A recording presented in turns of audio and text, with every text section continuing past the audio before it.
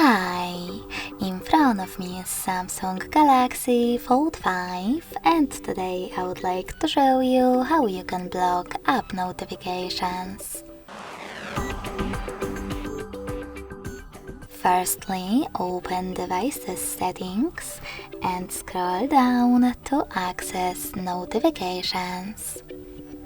Now select App Notifications at the top and click on the sweater next to one of your apps from which you want to block them.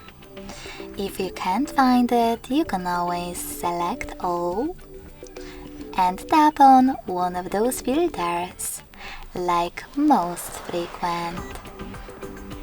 So when I click on the sweater next to my app,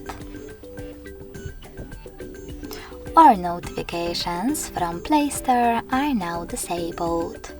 If you wish to enable it, click on the same sweater. You can also just tap on one of your apps available on the left and manage all notifications from here.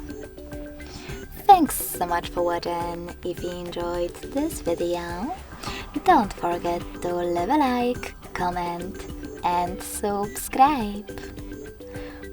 Bye!